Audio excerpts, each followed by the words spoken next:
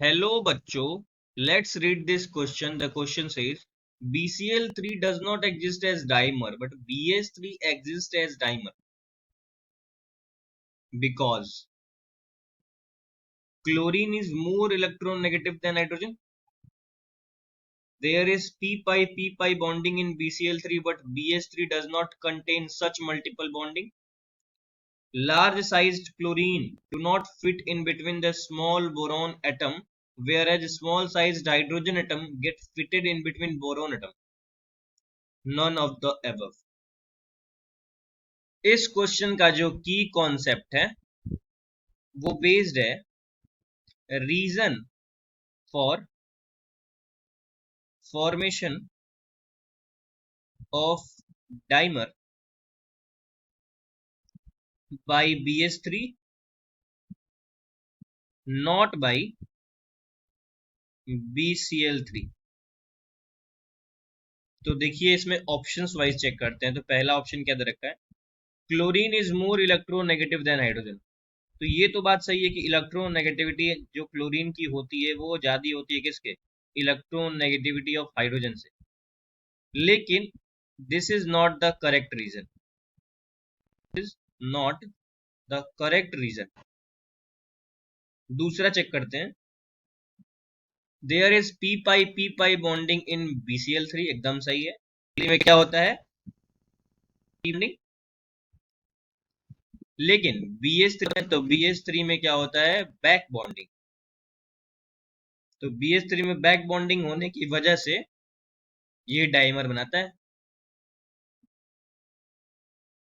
और BS3 जो होता है ये p-pi मल्टीपल बॉन्डिंग शो नहीं करता है।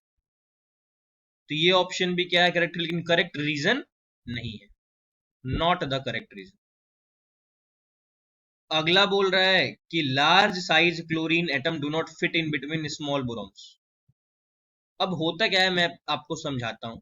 जैसे मान लीजिए मैंने डाइबोरेन का स्ट्रक्चर बनाया, तो ये B है, ये H, यहाँ H, फिर ये भी है, यहाँ भी H और ये H। तो दो बोरॉन जो दिए हुए हैं उनमें हमको पता है कि बोरॉन का साइज बहुत छोटा होता है। तो साइज छोटा होने की वजह से यहाँ जो स्पेस है इन दोनों के बीच का वो भी क्या है, छोटा है, स्मॉल स्पेस। तो स्मॉल स्पेस होने की वजह से सिर्फ छोटे एटम ही इनके बीच में आ सकते हैं। और छोटा कौन सा है, हाइड्रोजन आएगा इनके बीच में और एक बनाना बॉन्ड बनाएगा, या फिर बोल सकते हैं कि बनाना बॉन्ड बना लेगा।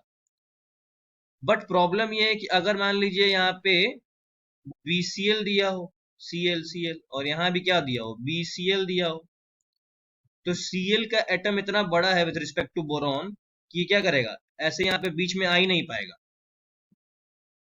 इसलिए हम ये बोलते हैं कि यहाँ पे BCl3 का डाइमर बनाना इम्पॉसिबल है।